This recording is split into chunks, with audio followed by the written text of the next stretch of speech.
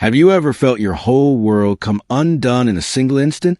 I never truly understood what that meant until the day I lost Mary. One morning, I woke up to a silence so heavy it was almost physical, pressing against my chest, making every breath an effort. The bed beside me was cold. Her side of the wardrobe, untouched. The spaces she filled with laughter and life suddenly swallowed by a kind of emptiness I didn't know existed. Grief isn't just a word. It's something you feel in your bones, in every echo of an empty room. Maybe you know what I'm talking about. Maybe you're living through this right now, trying to find your feet on ground that keeps slipping away.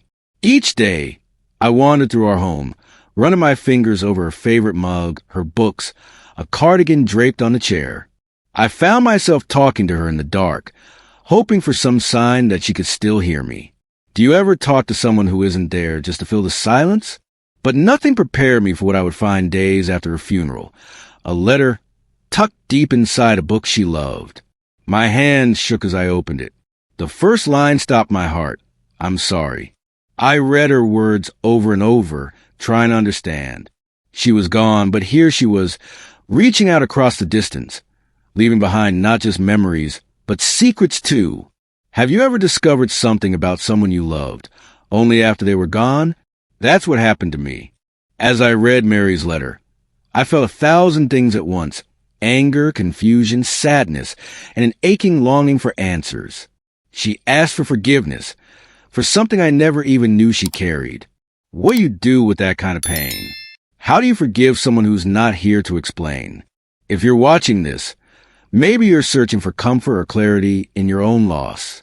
Maybe you found a message, a memory, or a truth that changed the way you see everything that came before. I want to share my story with you, not because I have all the answers, but because I know how lonely it can feel to carry questions in the dark. If any of this speaks to you, or you know someone who needs to hear it, share this story. Sometimes, just knowing we're not alone is enough to help us keep going. My name is Daniel. When Mary left this world, everything I believe about life, love, and loss was put to the test.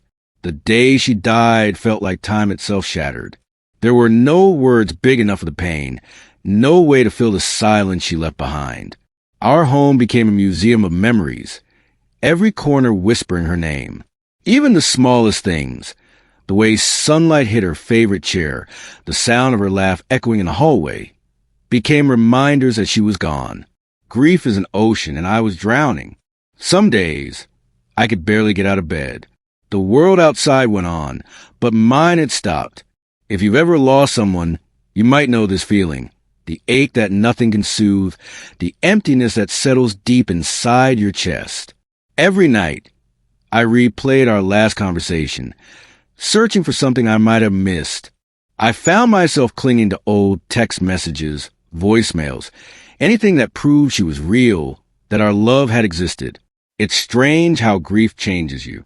The person I was before Mary's death is gone, too. Sometimes I wondered if I'd ever find him again. People would say, time heals all wounds, but time seemed to make the silence louder. There's no guidebook for coping with death. Every morning, I face the same question: how you keep going when your reason for living is gone. The world offers cliches, but none of them prepare you for the reality of loss. The house felt haunted, not by ghosts, but by absence. Her scent still lingered in the air, her slippers by the bed untouched.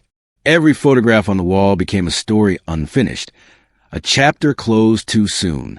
I would walk through each room at night just to feel close to her. Sometimes I find myself reaching out, half expecting her to take my hand. Have you ever reached out for someone, knowing they aren't there, just hoping for a miracle? Coping with loneliness became a battle I fought every day. Friends and family tried to help, but their words fell flat. You're strong, they'd say, but I didn't feel strong. I felt lost, like a child in the dark, calling out for someone who would never answer. Grief doesn't care about your plans or your strength. It breaks you down and leaves you searching for pieces you never knew existed. The first week after Mary's funeral, I barely ate.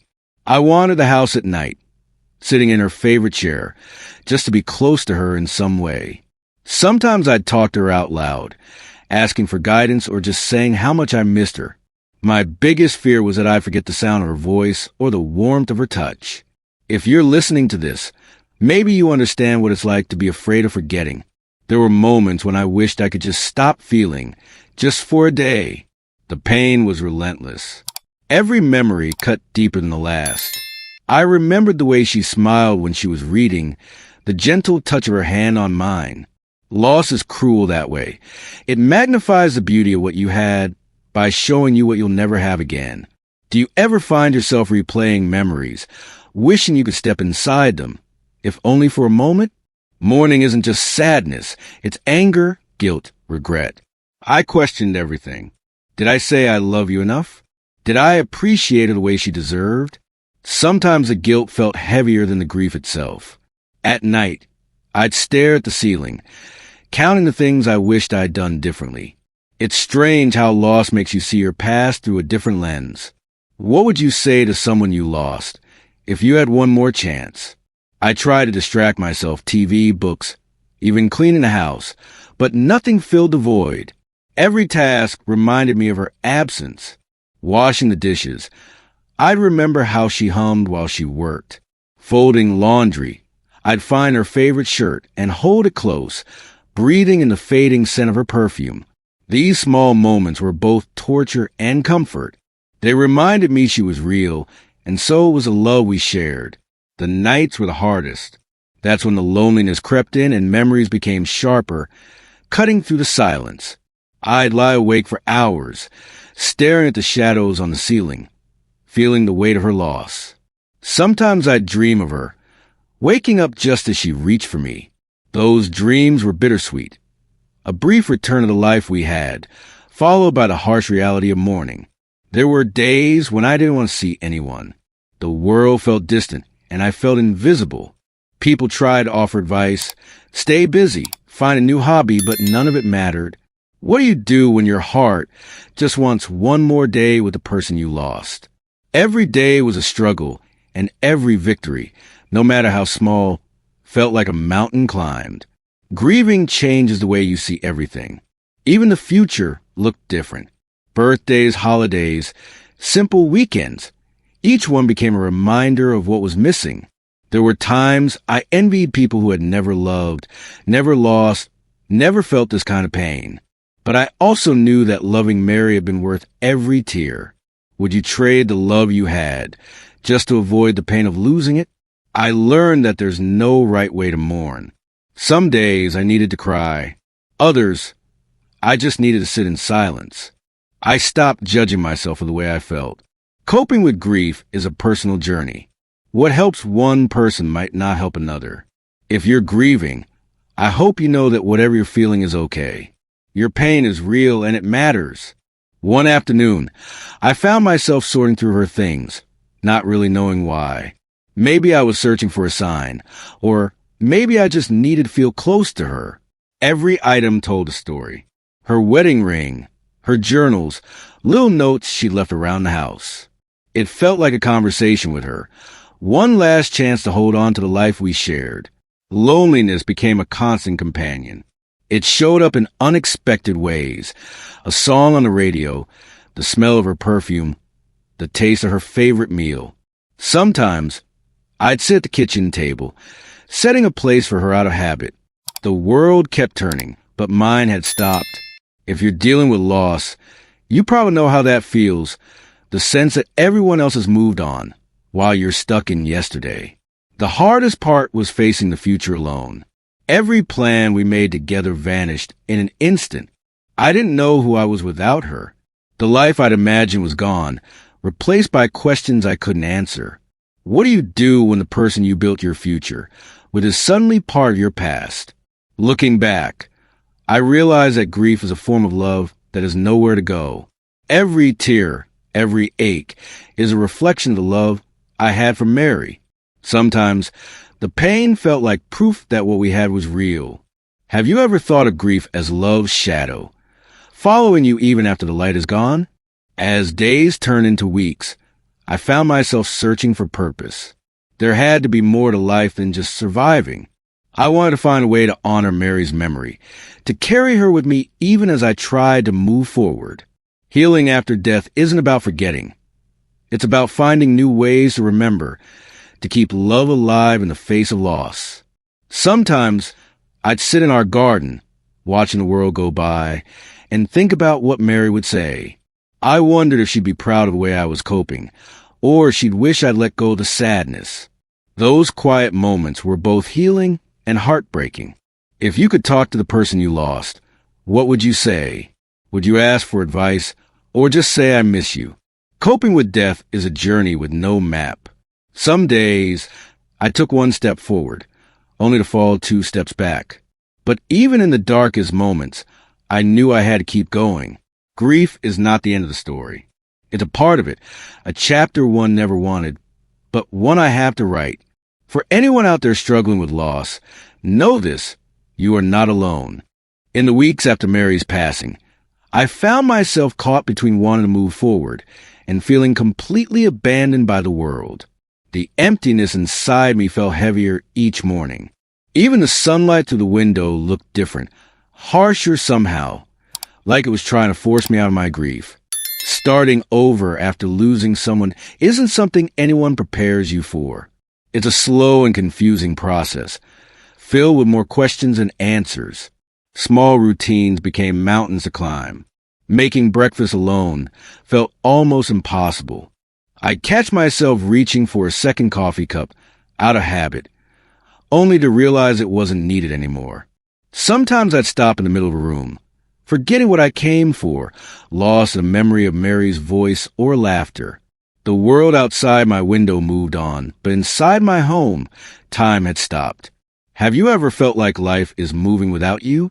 Friends and family kept checking in, urging me to take the first steps toward recovery. They meant well, but most days I just wanted to be left alone with my pain. There's a loneliness that comes with loss that no one talks about, a silence that settles deep in your bones. Even when surrounded by people, I felt isolated, invisible.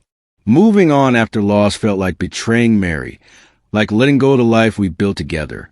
It was on one of those quiet afternoons that I stumbled upon Mary's letter. I was searching for a book to distract myself when something fell out and landed on the floor. It was an envelope, sealed with her handwriting on the front, for Daniel, when you need it most. My hand shook as I picked it up. I sat down, heart pounding, unsure if I was ready to read her words. Have you ever hesitated to uncover something you knew could change everything?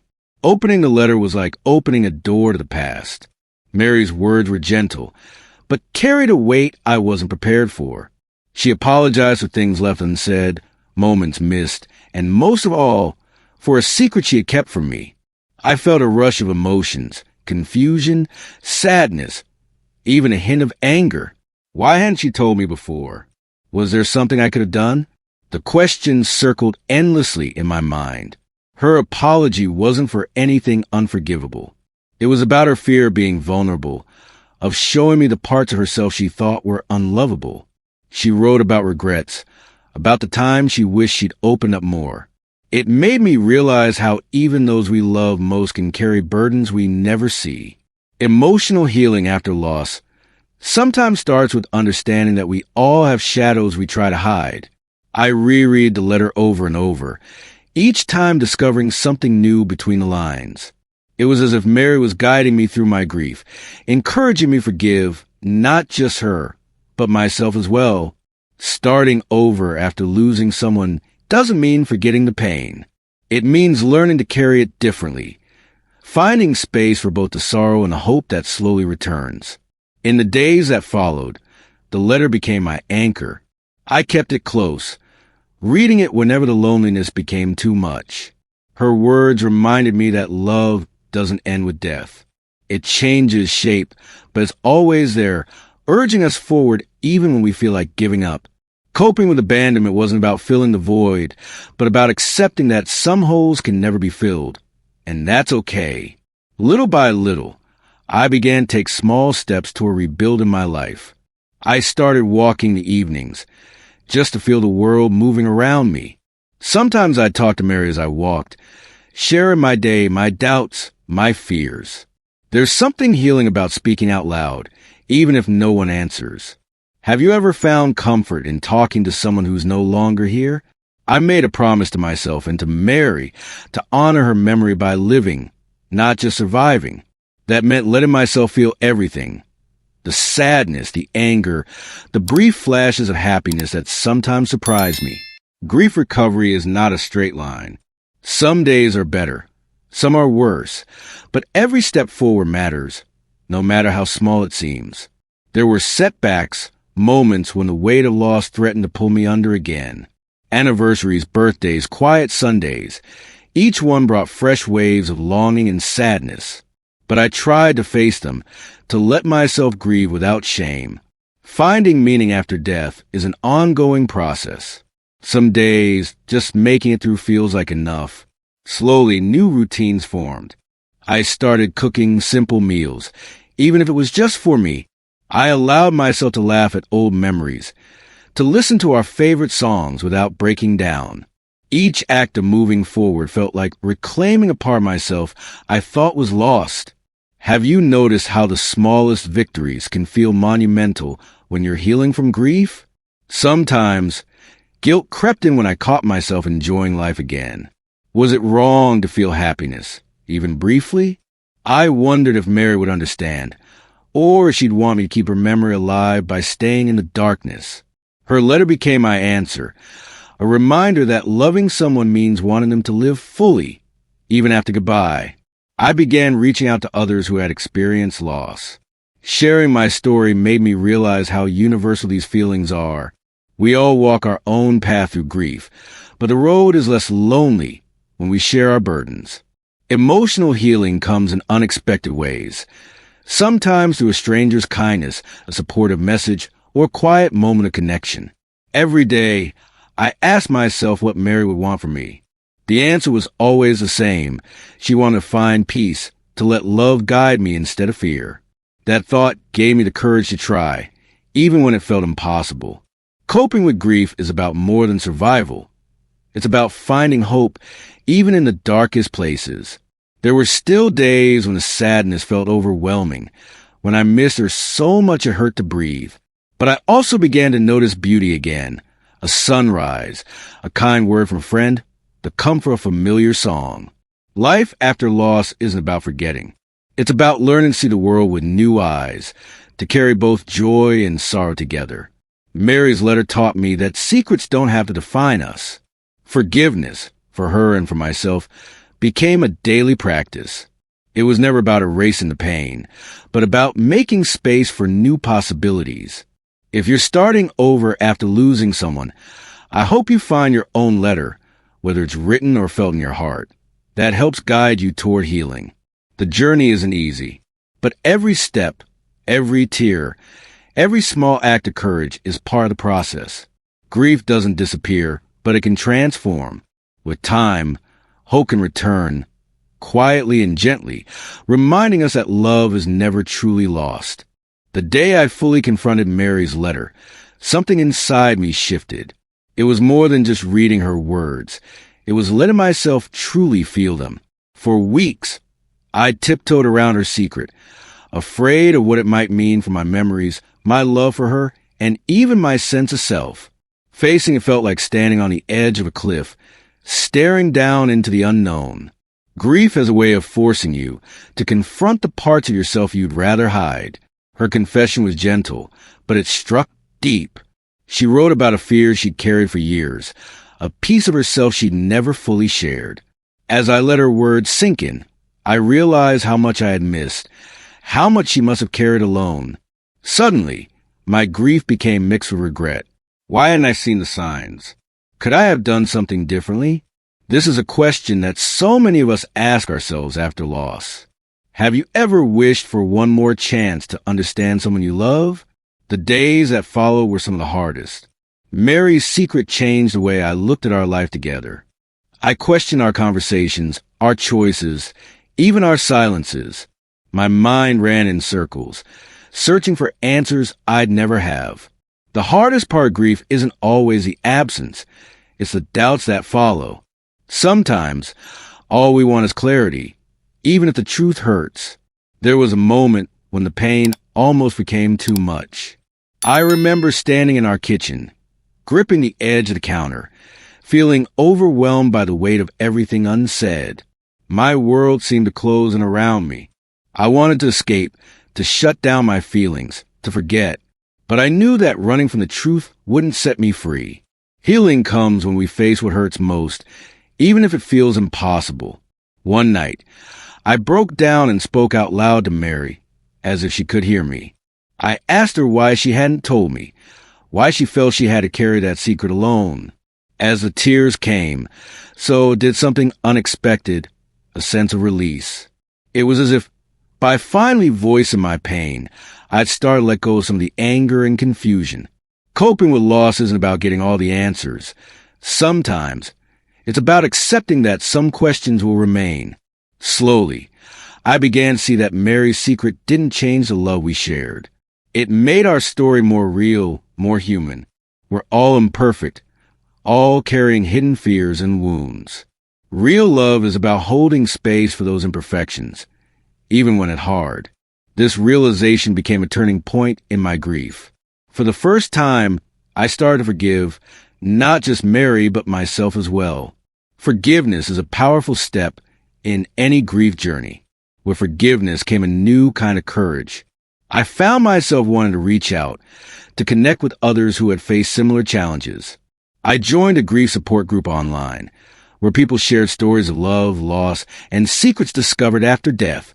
Hearing their experiences helped me feel less alone. If you've ever faced a moment like this, a painful discovery, a challenge you never expected, know that you're not alone either. As I opened up, I learned how universal this turning point is. So many of us are changed by what we learn after someone is gone. Sometimes a loved one's secret can feel like a betrayal, but it can also be an invitation to deeper understanding and growth. Healing means allowing space for both the pain and the lessons that come from it. There were days when the grief would return in waves, stronger than before. I learned to let it wash over me, trusting that it wouldn't last forever. Emotional breakthroughs often come after our darkest hours. There's a kind of beauty in surviving the storm, emerging changed, but stronger for having faced it. Have you experienced a moment that changed the way you see everything? I also found myself questioning my own secrets, the things I'd never share with Mary. Grief doesn't just make us look back. It makes us look inward, searching for honesty and healing. I started journaling, writing down my thoughts and feelings. It helped me process the confusion and pain. If you're struggling, maybe writing your own story could help, too. The more I leaned into the pain, the more I discovered my own resilience. Life after a loved one's secret isn't easy, but it's not impossible. Each day, I reminded myself that I was still here, still capable of love and growth. The hardest challenges in grief often reveal our greatest strengths. Through this process, I began to see glimpses of hope. I could laugh at a memory without feeling guilty. I could listen to our favorite song and smile instead of cry. Personal growth through grief isn't about forgetting. It's about finding meaning in what remains. Even after heartbreak, there's still beauty to be found. I want to pause here and invite you, yes, you watching or listening, to share your thoughts. Has grief ever forced you to face a secret or a hard truth? What did you discover about yourself or about the person you lost? Comment below and let's support each other. Your story can help someone else find courage in their own journey. The world tells us to move on after loss, but I've learned that true healing means moving forward with the memories, the pain, and the wisdom we've gained. We're never quite the same after loss, but that doesn't mean we're broken. It means we've been changed, sometimes in ways we couldn't have imagined. Even now, I still talk to Mary. Sometimes I ask her for advice or just tell her how I'm feeling. It might sound strange, but it brings comfort. Grief isn't a problem to solve. It's a process to live through with all its twists and turns. If you're going through something similar, I hope you'll keep going, no matter how hard it gets. Through all of this, I've realized that life after loss is still life, different, but still filled with moments worth living. The turning point in my grief wasn't the end, but the beginning of a new chapter, one where love and pain, memory and hope all coexist. Thank you for letting me share this part of my journey with you. In the months that followed, I noticed subtle shifts within myself. Grief was still there, but it no longer consumed every moment. Instead, it became a quiet companion, sometimes present, but not overwhelming. Overcoming grief isn't about forgetting. It's about learning to live with the memories and letting them guide you gently forward. Some days were easier, some were harder, but hope slowly began to take root.